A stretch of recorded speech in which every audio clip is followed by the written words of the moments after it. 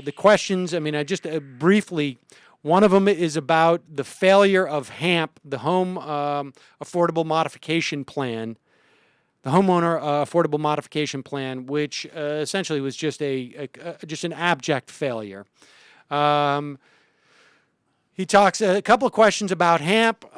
He talks about the allegations from Bank of America whistleblowers that they are deliberately told by superiors to lie to homeowners and block loan modifications because they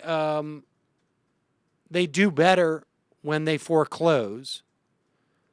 There are more questions in terms of why do you keep making a differentiation, and this is a really important one. Let me read it.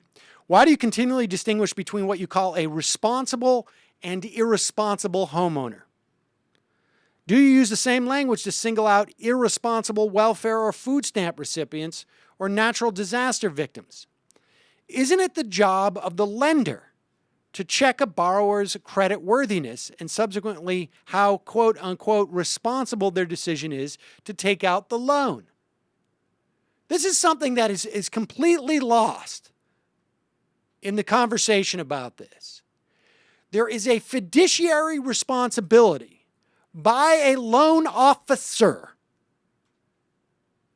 not a loan clerk, not a loan checkout person, not a loan cashier, a loan officer, to validate whether or not someone is worthy of a loan. He goes on to say, haven't banks admitted to preying on communities with low incomes and poor financial literacy, steering them into risky, higher-cost loans? Why aren't you talking about irresponsible banks? Now, Dayen's playing loose and fast with the concept of 20 questions because he embeds like 4 questions per question. Nevertheless, that question number 5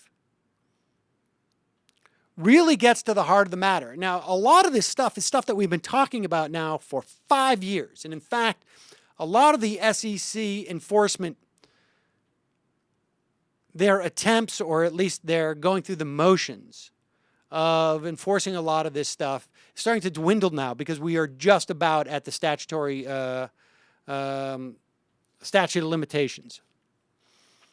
But these are questions that have yet to be resolved because we are now sort of moving back into a period where we start to see, what Dayen is talking about here is that to just get rid of Fannie and Freddie without a comprehensive plan, one that has a strategic vision on the way that our government should be treating home ownership, just essentially throws this to the wolves.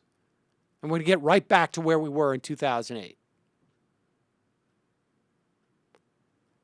But this element of, and this harkens back to, Frank Santelli or whatever that guy's name is, sitting on the commodities market in Chicago, talking about, we're going to pay for these people's loans, and all these traders are like, no.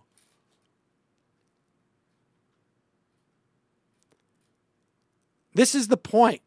This is the job of loan officers at banks. It's why we have things like FDIC. It's why we have government bailouts of banks, right? It's presumably because these banks have a higher level of responsibility within the social fabric than someone who is selling you a car. A car dealer does not have an obligation, unless they're giving you a loan, to determine whether or not you can afford this. The obligation is not just to the investor who's going to buy the securitized version of that loan. It is also to society at large, so that we have a functioning banking system.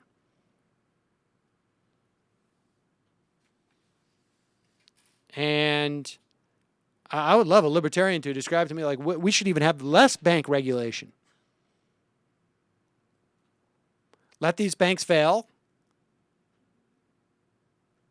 And then just, people can't get credit, they can't get credit. this is part of our society. You can live in this fantasy world where let the chips fall where they may, and then hundreds of thousands, if not millions of people losing their job, tens of millions of people could have lost their job with a complete, total bank failure.